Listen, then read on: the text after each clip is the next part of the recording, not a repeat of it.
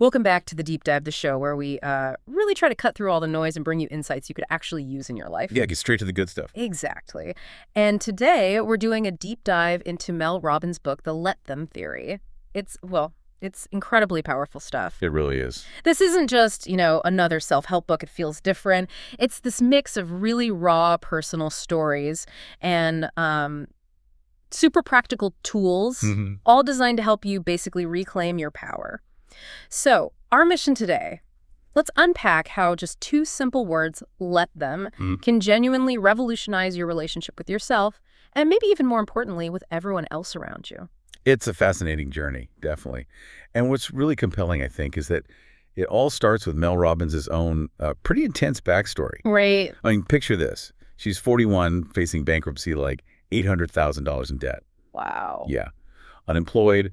Her husband's restaurant business is failing. She just feels completely lost. Rock bottom, basically. But then one morning, this really simple thought just pops into her head. It was inspired by watching a rocket launch countdown on TV. 5, 4, 3, 2, 1. Okay. And she thought, what if I just did that? Counted backward and, launched myself out of bed. It sounds kind of ridiculous, right? A little bit, yeah. But desperate times. Exactly. She was desperate, so she'd try it. And that accidental discovery, that became what she called the 5-second rule. And honestly, it changed her life. Just like that. 5, 4, 3, 2, 1. Well, not just like that. It was one 5-second move at a time. She had to force herself, put one foot in front of the other. It wasn't easy. She was clawing her way out of debt, dealing with marriage problems, anxiety, loads of self-doubt. But the rule taught her that consistent action, even tiny actions, is the answer. And it didn't just help her. It's helped countless others push through fear, procrastination, self-doubt, achieving huge life changes. Like what kind of changes? Everything. Yeah. Changing jobs, people losing hundreds of pounds, getting sober. It's even been used incredibly to help treat things like PTSD, OCD, depression. Over 1,000 people have credited it with helping prevent suicide. That's astonishing. From a countdown. It is. That simple TEDx talk she gave about it just went viral. The 5-second rule spread everywhere. Okay, so that rule, the 5-second rule, that was all about radical self-improvement, getting yourself moving, which is huge in itself. But today, we're shifting focus, right? We're diving into the core of this book, the Let Them Theory. Exactly. So if the 5-second rule is about getting yourself to act this theory, it's about transforming your relationships with other people. Yes, a whole different ballgame. It sounds like it offers freedom from that constant exhausting cycle of trying to manage everything and everyone, freedom from their opinions, their drama, their judgments. It's really about taking your power back. Precisely. Taking your power back from situations you can't control anyway. #tag. Stop wasting your life on things you can't control. Okay, so let's dive into that first chapter then. Mel sets the stage by focusing on something I think we all struggle with, giving away our power to things and people we just can't control. She basically says, look, the problem isn't actually you. The problem is the immense power you unknowingly hand over to other people. Right. We do it all the time without thinking. We do. Trying to say the right thing, bending over backwards, keeping the peace, trying to manage everyone else's happiness, their opinions. It's exhausting. Totally. It leaves you feeling just drained and no matter how hard you try, it's never quite enough. And this whole theory, this big insight, actually came from a surprisingly relatable moment she calls the prom that changed my life. The prom story, yeah. Yeah. Mel describes all this stress around her son Oakley's prom, the tux fitting, the corsage she made herself that he didn't really want. Oh, I can picture that stress, the pressure. Totally. And then the final straw was this unplanned rainy taco dinner before the prom. Mel was trying to micromanage every single detail, just getting more and more anxious. Been there. Right. And that's when her daughter Kendall, seeing her mom spiral, steps in. She grabs Mel's arm and says the magic words, "Mom, if Oakley and his friends want to go to a taco bar for pre-prom, let them." Just like that, let them. Yep, she even doubled down, "Mom, let them get soaked." And finally, "Mom, you're being annoying. Let them show up to prom in wet tuxedos." Out of the mouths of babes, right? But it's so true. We try so hard to control things. Exactly. And that story, that moment, it reveals the fundamental law underpinning this whole theory. Yeah. You simply cannot control or change another person, period. It seems so obvious when you say it like that. It does, but we fight it constantly. Yeah. The only person you are ever truly in control of is you. Your thoughts, your actions, your feelings. Trying to control the uncontrollable. It just magnifies your own fear and anxiety. Yeah. It's such a profound waste of your energy trying to manage what other people say or think or do. Mel uses that seesaw visual too, right? Like when you internalize their negativity, it weighs you down. Exactly. It gives them power, pulls you down.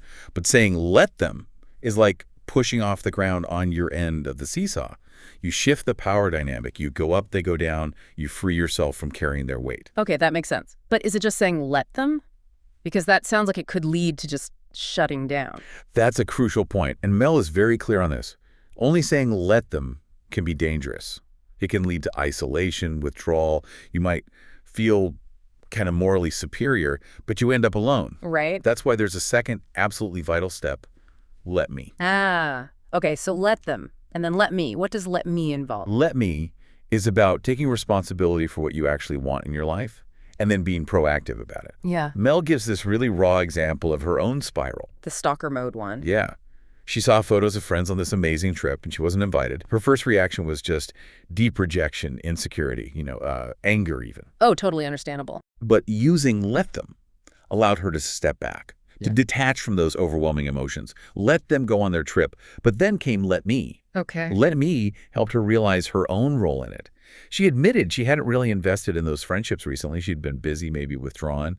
So let me prompted her to be proactive. How so? To reach out, reconnect, not to angle for an invite or make excuses, but because she genuinely missed them and realized she needed to prioritize her social life. It was her responsibility to create the connection she wanted. Got it. So it's detaching from their actions and then focusing on your own. Exactly. So, okay, let's summarize the learnings from this first part. Chapter 1. The core problem Mel identifies is that you're giving other people's opinions way, way too much power over you. When you let that fear, the fear of what people might think, dictate your choices, you limit yourself. You hold back from what you truly want. This fear, it causes procrastination, self-doubt, that paralysis by perfectionists. And worst of all, giving up on your dreams. Precisely. And the truth, the really liberating truth here, is that people will have negative opinions about you no matter what you do. It's just going to happen. So let them. Let them. You can't control it anyway. Right. Allowing someone else's opinion to distract you or consume you, it's just a massive waste of your time and your energy. So the solution is? The solution is clear. When you truly let them think whatever they want, it gives you the freedom to do what you want. When you align your thoughts and actions with your own values, you'll feel proud of yourself. And when you feel proud of yourself, you won't care nearly as much what anyone else thinks. So saying let them is deciding to let people have their negative thoughts. Saying let me is focusing on the one person whose opinion truly matters. Yours. #tag when grown-ups throw tantrums. Okay, so we've talked about dealing with external opinions, but what about dealing with people's emotional reactions? Sometimes it's not just what they think, it's how they act that really throws us off balance. Oh, absolutely. Their moods, their outbursts. Yeah. And that's what Mel tackles in Chapter 7, those times when we let others' emotional reactions dictate our decisions, often putting ourselves dead last in our own lives. Navigating guilt trips or being afraid of disappointing someone or constantly tiptoeing around their bad mood. It's draining. It really is. And her core approach here is, again, deceptively simple. Just let them react. Let them react, even if it's bad. Even if it's bad. Mel emphasizes that most adults, and this might sound harsh, but they often lack healthy emotion processing skills. She says they frequently act like 8-year-old children when they're upset. 8-year-olds, like... Think about it. The silent treatment, pouting, passive aggression, maybe even yelling, it's basically adult tantrums. And her point is, it is absolutely not your responsibility to manage their emotions. Wow, that feels revolutionary, but also really hard to actually do. What do you think stops people? Why do we feel like we have to manage their moods? That's a great question. I think it's often deeply ingrained patterns, right? People-pleasing, fear of conflict, maybe how we were raised. We've been conditioned to smooth things over, to keep the peace at all costs. Makes sense. But Dr. Ann Davin, who's a depth psychologist, Mel quotes, she really reinforces this. It is never your job to manage another adult's emotions. Mel suggests visualizing that 8-year-old trapped inside their body. It sounds a bit funny, but it can actually help you find compassion instead of fear. It helps you detach a bit. Compassion instead of fear. I like that framing. And this connects directly to your own stress response. Yeah. Dr. Anecdote, A Harvard Medical School physician who studies stress explains how others' moods or bad behavior can literally hijack your brain. Hijack your brain, huh? Well, stress causes self-doubt, procrastination, burnout, and it physically hijacks your prefrontal cortex. That's the part of your brain you need for planning, making good decisions, staying rational. So when someone else melts down, your own system can go haywire. Okay, so let them, in this context, is like giving your brain a break. Exactly. It acts like a sigh of relief for your stressed brain, as Mel puts it. It helps you reclaim control over your own internal state. And then once you've managed to say, let them react, what's the next step? Is there a let me hear too? Yes, absolutely. The let me hear is often as simple as let me take another breath, just pausing. It's a powerful way to hack your stress response, calm your body and brain down, regain control. Okay, take a breath. Mel points out that not every email needs an immediate response. Not every conversation needs you to have the last word. Not every situation requires your full emotional energy. She tells that story about being on a plane next to someone coughing nonstop. Oh yeah, the coughing guy. Her first instinct was pure annoyance, anger even. But she realized, I can't control his coughing. So she said, let them cough, and then let me focus on my own response, putting on her mask, maybe listening to music, taking care of her own health rather than fuming about him. That's a great practical example. It applies to work stress too, I imagine. Hugely. Think about feeling powerless when you work incredibly hard but keep getting overlooked for a promotion. You feel strung along. Yeah. That's frustrating. Mel suggests saying, let them string me along, which sounds passive, but it's not. It empowers you to shift your focus to what you can control. Looking for a new opportunity, updating your resume, networking. The core truth she drives home is, your career is your responsibility. You have more power than you think, even when others seem to hold the cards. Okay, let's unpack the key learnings from Chapter 7 then. The problem Mel identifies is allowing other people's emotional immaturity to have power over your life. Right. You let their outbursts, their guilt trips, their reactions dictate your actions. You end up constantly managing their emotions instead of focusing on your own well-being. Which means you're always putting their emotional needs ahead of your own happiness. Exactly. And the simple, hard truth is, other people's emotional reactions are not your responsibility to manage. You cannot control how they feel or respond. You certainly can't fix their emotional immaturity. That point about most adults having the emotional capacity of an 8-year-old, it's blunt, but recognizing it can be freeing. You can't change that in them. Yeah. So the solution? Use the let them theory.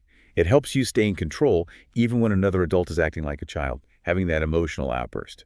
You make the right decisions for you, even if those decisions might upset someone else. You maintain your power. Yes. You maintain your power when you stop taking on the burden of their emotions and act in a way that aligns with your values.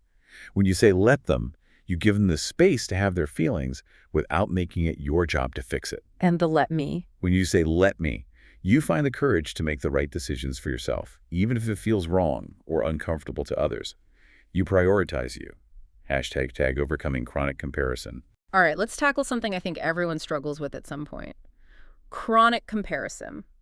Mel dives into this in chapters 9 and 10, and she starts with a pretty blunt truth.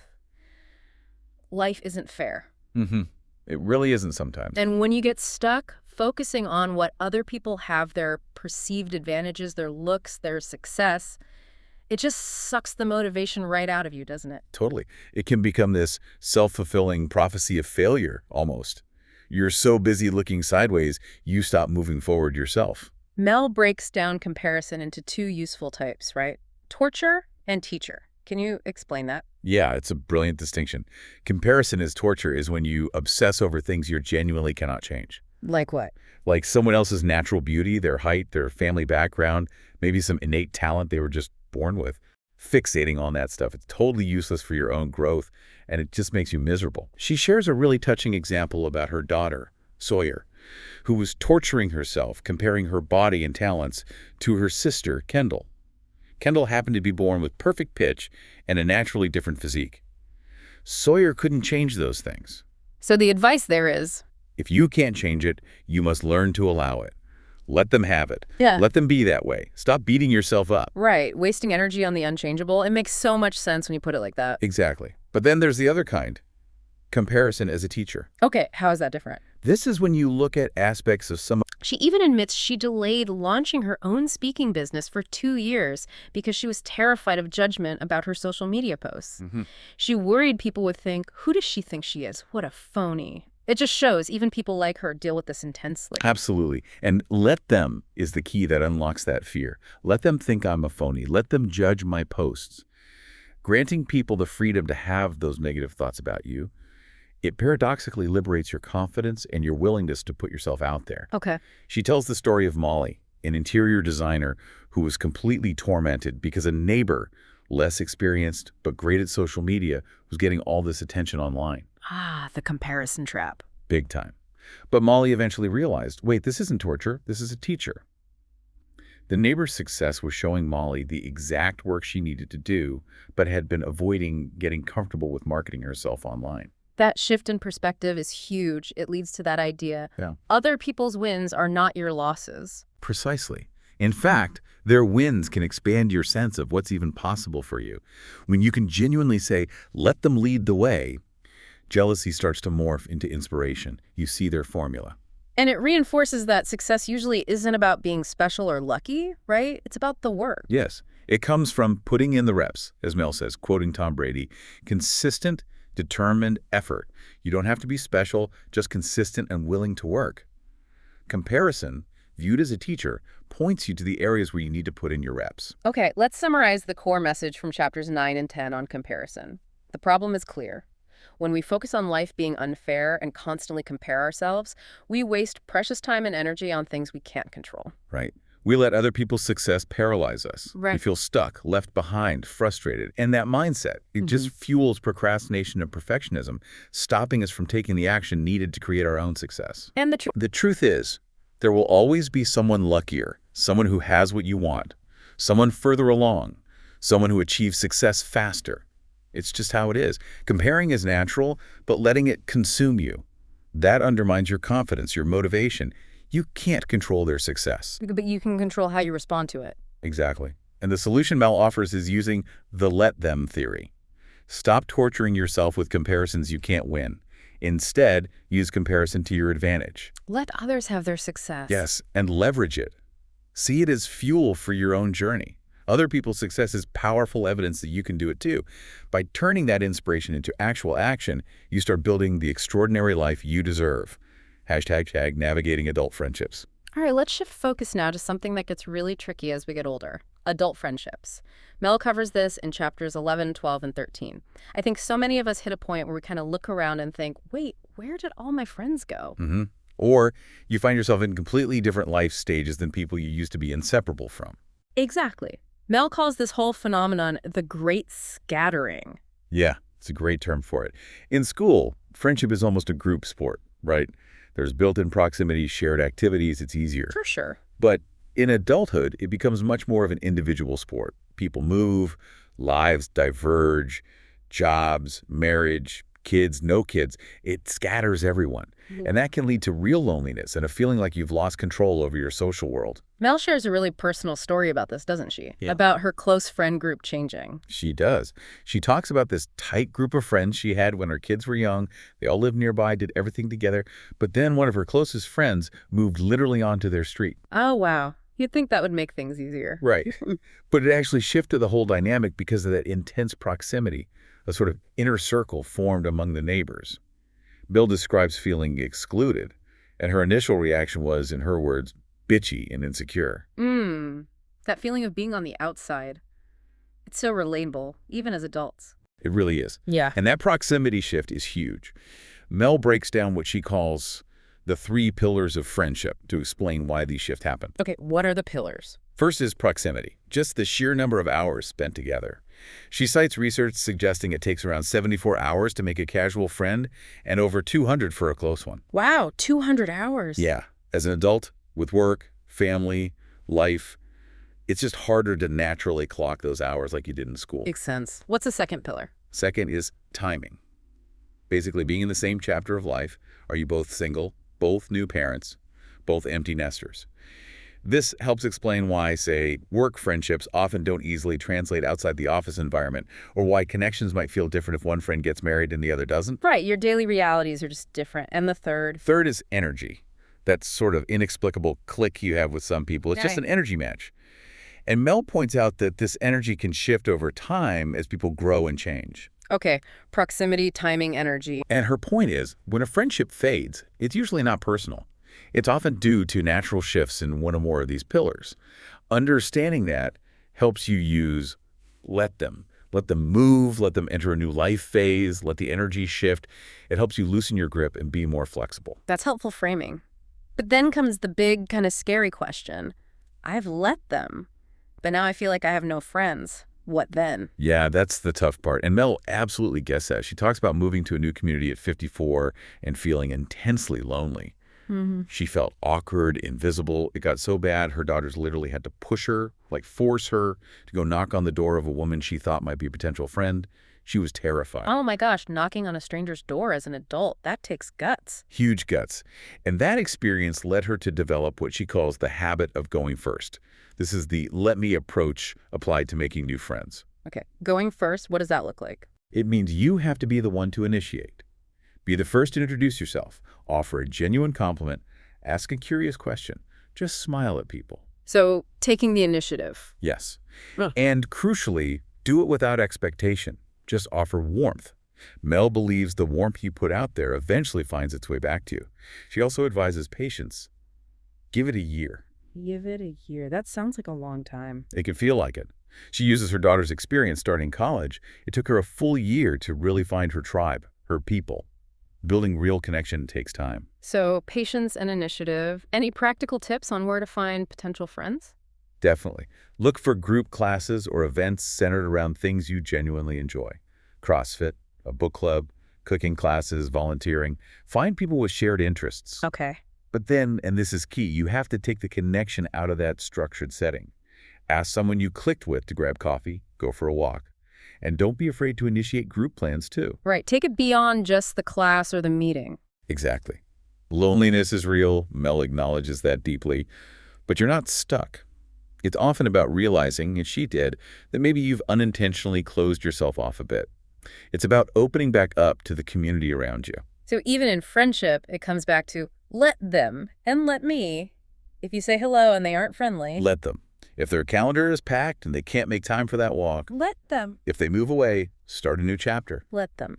It's about being flexible and taking responsibility for creating the social life you want, not just waiting for invites. Precisely. Okay, let's summarize the learnings from chapters 11, 12, and 13 on adult friendships. The problem we often face is feeling isolated, maybe clinging too tightly to friendships that aren't really working anymore, or just passively waiting for others to reach out. And that definitely leads to loneliness and missing out on potential new connections. And the truth is, adult friendships do naturally change. That great scattering happens. Proximity, timing, energy, those pillars shift. It's usually not personal when connections fade. And the good news, you will keep encountering new people throughout your life. It's not a closed door. Not at all. So the solution is twofold. Use let them to be flexible, release that need to cling, allow people to come and go gracefully. And then Use let me to take charge of your own social life. Adopt that habit of going first. Initiate connections. Actively seek out and build new communities and create meaningful friendships that truly align with who you are now. #tag motivating other people to change and helping someone who is struggling. Okay, let's move into some really tricky territory now. Trying to influence other people, especially when we want them to change. Chapters 14 and 15 tackle this. We all have people we love, right? And we see them struggling maybe with health habits or their career or something else. And we desperately want them to change for the better. It comes from a place of love, usually. Absolutely. But the frustration when they just don't change, it can be huge. It's so hard not to step in and try to fix it for them. It is. But Mel lays out a fundamental truth here, and it's a tough one. People only change when they feel like it. Oof. Yeah. Pressure, no matter how well-intentioned, almost always creates resistance. Why? Because humans have this deep, hardwired need for control, for agency over their own lives. When you push someone, They push back. exactly, it creates a standoff. Nothing changes. So what's the alternative? If pressure doesn't work, what does? Counterintuitively, Mel suggests the most loving approach is often to simply let them be, accept them where they are. Let them be, even if they're making choices you think are harmful. In many cases, yes, in terms of direct pressure, because the real power isn't in pressure, it's in influence. Mm. Mel references Dr. Tali Sharrett's research, which is fascinating. It shows you can inspire change, subtly, sometimes even making the other person believe the idea to change was their own. Okay, influence, not pressure. How do you do that? A key way is to model the behavior you want to see. Don't just tell your coworker they should take walks at lunch. You start taking walks at lunch. Maybe mention how good it feels. Lead by example. Precisely. Then, Mel introduces something she calls the ABC loop for influencing change without applying that counterproductive pressure. ABC loop. Okay, break it down. A is for apologize, then ask open-ended questions. First, genuinely apologize if you've been judging or pressuring them. Hey, I'm sorry if I've been on your case about X. Disarming. Totally. Then ask open-ended questions about how they feel. Not, why don't you? But, how are you feeling about your health these days? Or, what are your thoughts on the job search? This uses techniques from motivational interviewing to gently create some internal discomfort or awareness for them. Got it. What's B? B is for back off and observe their behavior. After asking the questions, you step back. Give them space to think, to marinate on it. No nagging. Just continue to model the positive behavior yourself, if applicable. Back off. Crucial. And C? C is for celebrate progress while you continue to model the change. If you see any small step in the right direction, acknowledge it immediately and positively. Dr. Sharrett's research shows that immediate positive feedback links the difficult action to a feeling of pleasure in the brain, boosting their internal motivation to do it again. Hey, awesome that you went for a walk today. Apologize and ask. Back off and observe. Celebrate and continue. ABC. I like that. It's a framework for influence, not control. Okay, now, let's shift to an even heavier topic, which Mel covers in Chapter 16. Helping someone who is seriously struggling, maybe with addiction, mental health, deep financial trouble. Really tough situations. Our instinct here is often even stronger. We want to rescue them. But Mel raises the dilemma of when not to let them struggle, or rather, how to support without rescuing. This is where Mel draws a really critical distinction. You are responsible for meeting a child's needs. You are not responsible for meeting an adult's needs in the same way. That's a hard line for many people. It is. And she states another really hard truth. The more you rescue, the more they sink. Wow. Explain that. When you constantly swoop in and save an adult from the consequences of their actions, bailing them out financially, making excuses for them, cleaning up their messes, you're enabling them. You're actually preventing them from hitting the point where they might realize they need to change. You hinder their healing by removing the natural consequences that could be wake-up calls. So rescuing can actually hurt them in the long run? That's a tough pill to swallow, especially when you love someone. It's incredibly tough. And Mel acknowledges another painful reality. Not everyone is ready to get better. You simply cannot want someone's healing more than they want it for themselves. And if you try, your worry just becomes more pressure. Exactly. Your judgment, even if born of love and concern, feels like pressure to them, which, as we just discussed, creates resistance. Sometimes you genuinely have to let them struggle. Sometimes that rock bottom is the only thing that will spark the internal desire to change. She gives that powerful example of her husband Chris refusing to loan his brother more money for his failing business. It felt harsh. But it forced the brother to face reality. It did. It was the catalyst he needed. Okay, so if rescuing is often counterproductive, how do you support someone who's struggling without enabling them? Mel offers several ways. Offer practical, tangible help that doesn't remove consequences, like cooking meals for a struggling new mom or taking her kids to the park so she gets a break, cleaning their house if they're depressed, things that offer relief, not rescue from responsibility. Practical support. What else? Be a beacon of hope. Genuinely believe in their ability to get better, even when they don't believe in themselves. Let them borrow their belief from you, as Mel puts it. Your steady faith can be incredibly powerful. Borrow their belief. I love that. But crucially, you also need to set boundaries, especially if finances are involved. Mel is very direct. If your parents are paying your bills, they kind of get to vote on your life choices. If you want full independence, you need to support yourself financially. Boundaries protect you and ultimately help them by maintaining clarity. Right. Support with boundaries. Okay, let's try to summarize the learnings from these important chapters. First, on motivating others, chapters 14 and 15. The problem is, pressure doesn't create change, it just creates resistance. Our good intentions can seriously backfire, straining the relationship and fighting against basic human nature, that need for control. The truth is, adults only change when they feel like changing. They have that hardwired need for agency. Real power isn't in force, it's in influence. So the solution, use let them to accept others as they are right now, removing that external pressure. Then use let me to leverage tools like the ABC loop, grounded in neuroscience, for positive influence, allowing them the space to feel like the change is their own idea. Okay, now for helping someone who is struggling, chapter 16, the problem is we might unknowingly be preventing adults from finding their own strength by rescuing or enabling them. We might actually be prolonging their suffering. Yeah, it's a harsh reality.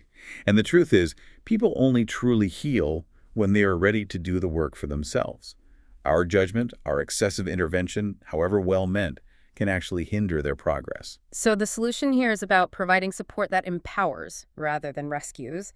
Sometimes that means you have to let them struggle enough to face natural consequences. Right. And let me helps you be that compassionate beacon of hope, providing belief and practical support, but often from a healthier distance, allowing them the dignity of finding their own path forward. Hashtag, choosing the love you deserve. All right, let's dive into our final section, which focuses on love and relationships, chapters 18, 19, and 20. Mel really tackles the pain and challenges of modern dating and finding, real meaningful connection. Yeah, it's tough out there. She talks about how dating today can often feel like this confusing, game-like environment. So much uncertainty. Exactly. And she stresses how important it is to just be yourself authentically, but also to be incredibly discerning. Dating, she says, actually requires you to be very black and white when it comes to other people's behavior. Black and white, that sounds strict. It does, but her point is about clarity. Don't waste time decoding mixed signals. The key is to let them reveal who they truly are. Yeah. Through their actions, not just their words. Okay, so focus on behavior. The thing that really hit me here, the big aha, was Mel saying, your job isn't to interpret their behavior is the message. Boom. Yes. So simple, yet so profound. It really is. It tells you exactly how they feel, how much they prioritize you, those mixed signals, that lack of effort in early dating. Instead of analyzing it to death, Just see it. use let them. Let them show you their inconsistency, their lack of interest. And then the let me part is about accepting that truth, right? Let me see them for who they are, showing me they are. Let me accept the truth in their behavior. Clearly, I am not a priority right now. Exactly. It stops you from chasing or trying to convince someone who isn't choosing you. It saves you so much heartache. Okay, so that's dating. What about long-term relationships? Here, Mel highlights the crucial difference between commitment, wanting to be together, and compatibility, actually being well-suited for life together. Commitment versus compatibility. Okay. She cites the famous Gottman research suggesting that a huge chunk, like 69% of relationship problems, are essentially unresolvable. They're perpetual issues based on fundamental differences. Wow, 69%. That's high. It is.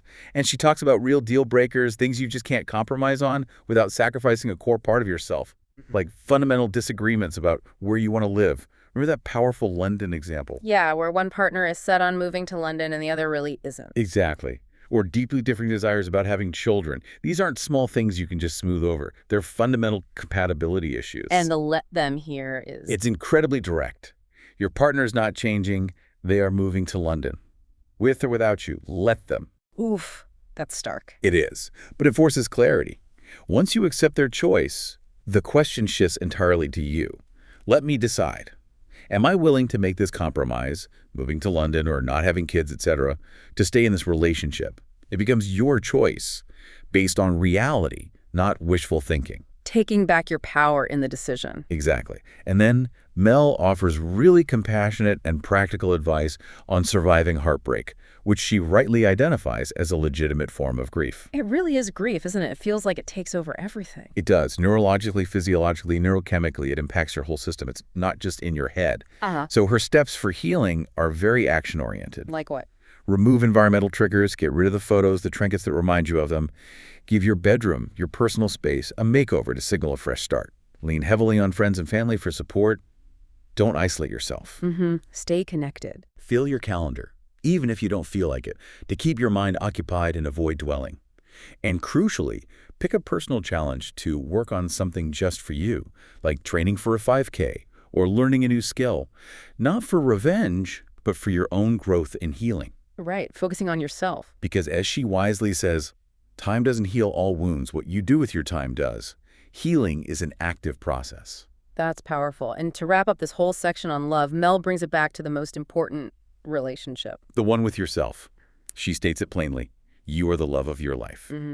Ultimately, the entire theory supports this. Let them be them so you can finally let me be me. It's about prioritizing your own well-being, your own values, your own happiness. Okay, let's summarize the learnings from these final chapters on choosing the love you deserve, chapters 18, 19, and 20. The problem is often chasing unavailable love, compromising our core values, maybe staying in unfulfilling relationships because we're scared of being alone, or just struggling intensely after a breakup. Right. And the truth is, people's behavior is the most reliable indicator of their true feelings and intentions. You can't control who chooses you, but you absolutely can choose who you invest your love in and what kind of treatment you accept. And heartbreak. It's a deep, real grief that requires active work to heal and rebuild. So the solution, using the theory, use let them to accept other people's behavior as the truth it is. This empowers you to see clearly and walk away from relationships that don't serve you or align with your values. And then use let me to fiercely prioritize your own happiness. Set clear boundaries, choose relationships that uplift and support the real you, and actively heal after heartbreak by focusing on self-care, personal growth, and remembering that you are, ultimately, the source of your own happiness and fulfillment. Hashtag Outrack Dread. Wow, okay, what an incredible journey we've taken today, really digging into the power of the let them theory and that crucial follow-up, let me. It really does feel like it all comes down to reclaiming your own agency, doesn't it? It absolutely does. I love how Mel uses the analogy of the weather. Think about standing outside. Sometimes the sky is clear, sometimes it's cloudy, sometimes there's a storm raging. For so long, maybe you've been trying to control that sky, right? Wishing away the clouds, trying to stop the rain. Yeah, fighting reality. Exactly. But you can't control the weather. You just can't. What you can control is how you respond, how you navigate whatever's happening up there. Do you grab an umbrella, seek shelter, or maybe just dance in the rain? That part's up to you. That's a great way to put it. And Mel really drives home the cost of not using this theory, right? If you don't use let them. You're constantly letting yourself get buffeted by other people's worries, their actions, their insecurities, their opinions. You're wasting so much energy resisting a reality you fundamentally cannot change. It's exhausting. And if you don't use let me, then you're basically leaving the things you want most, that better career, those deeper friendships, your biggest dreams. You're leaving it all up to chance, hoping someone else will make it happen for you. which rarely works out. Rarely. It's about recognizing that taking control of your own responses, your own actions, your own choices, it isn't a burden or a condemnation, it's liberation.